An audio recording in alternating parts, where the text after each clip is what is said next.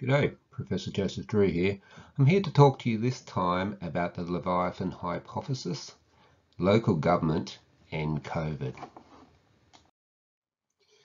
Those of you who remember your Judeo-Christian Bible remember that Leviathan was the feared sea monster that was said to be able to bring the haughty and proud, cut them back down to earth.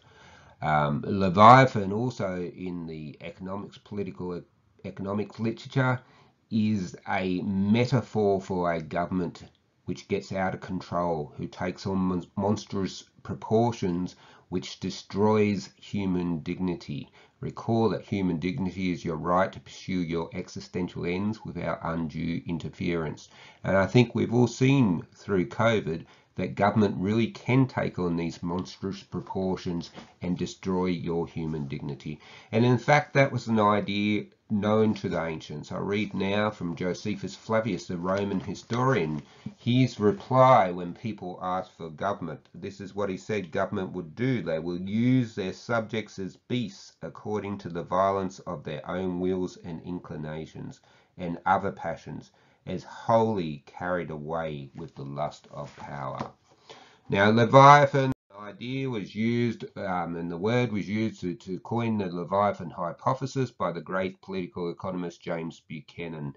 And he said that unless we took strict measures, that government would grow in power and competence, and government would more and more impact on your human dignity, your right to be free and at liberty. And he had two solutions for that. One solution was decentralized government, which I'll talk about in this video. The other was fiscal constitutions, which is a topic for another video. So let's talk about decentralized government. The advantage of decentralized government is two. There's exit and voice in Hirschman's terms. So let's look first at exit. If you have lots of decentralized government and you're not happy with government policy, you're not happy with what government's doing to you, if they're trying to destroy your human dignity, you have a greater potential and opportunity to simply leave and get yourself out of that bad situation. It's much harder to leave a country. It's much easier to leave a local government. So that's one way that decentralized government helps to constrain Leviathan, because there's this implicit threat that if you treat your citizens too harshly, they'll just leave. The second way is through voice, Hirschman term once again. In a decentralized government, you have a lot more potential to influence things. Think about Australia. My vote in federal elections, 1 out of 10 million or so. My vote in state elections, 1 vote out of 2 or 3 million votes. My vote really doesn't matter. My vote in a local government election, in this particular local government area, 1 vote out of 40,000, but often much, much less than that. So much more chance for your vote to do something, but also much more potential for you to influence policy through direct contact with politicians. I've got much more chance of meeting and being heard by my councillors, my mayor, my deputy mayor, than what I have by a premier. I'm never going to get to talk to a premier or a minister, and I'm certainly never going to get to talk to a prime minister or federal minister. So you have much more opportunity to deal with disagreeable situations, to be heard when you're not happy, when you have decentralized government. And this is why decentralized government is so important with respect to dealing with Leviathan. Now, as it turns out, we do have an awful lot of decentralized governments in Australia, over 500, and it provides us with some opportunities to escape Leviathan, but it's not as strong as the opportunities they have in other countries such as America, mainly because our local governments don't do as much of the things that we care passionately about. I don't know about you guys, but the things I mostly care about are education, policing, health.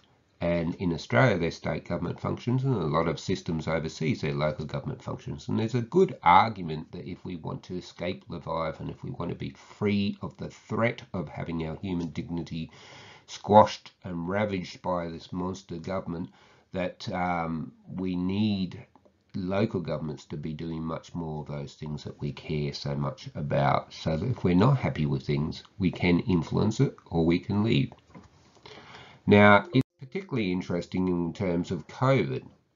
COVID was a great example of Leviathan government. It was a great example of decentralised government at work too. Initially, there were national responses, and there was nowhere to go. If you didn't like the response, you were stuck.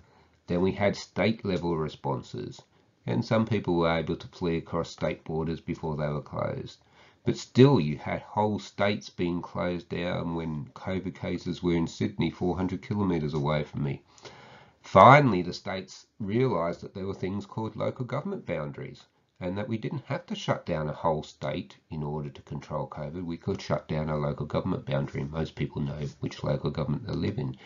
And that was a much more efficient way of dealing with COVID. The pity of it all is that state governments didn't realise that not only do we have local government boundaries, we have local government politicians, we have mayors, deputy mayors and councillors who know their local communities. And if they had realised this earlier, some of the unworkable restrictions would have been much different. So the 5 kilometre travel restriction makes a lot of sense in the city. I imagine you can do all sorts of things within 5 kilometres. Out here in a rural area like me, 5 kilometres gets you nowhere. 30 kilometres to the closest shops for me. Obviously, I'd have to break that restriction. Same as the sewer testing. If they consulted with rural regional councils, they might have been made aware of the fact that the far majority of people aren't connected to the sewer system, so testing it's not going to tell you as much as you might like. Most of us have septic systems out here. So there's a lot to be said for decentralised government. There's a lot to be said for using decentralised government and using the people who lead decentralised government a lot more to get better tailored public policy and to avoid the harms that would be inflicted by Leviathan. In conclusion, Leviathan government is a real threat to human dignity. We all know that after COVID, our human dignity was completely not just eroded, completely destroyed for large periods of time. We had to get permission from the government to leave our house and things like this. So obviously Leviathan is a real threat.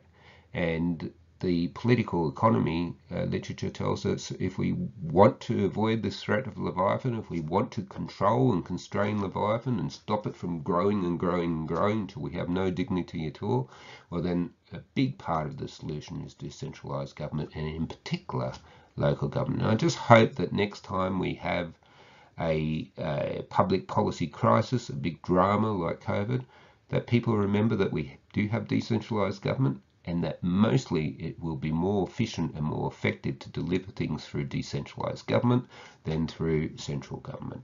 Thank you very much for your time. Goodbye.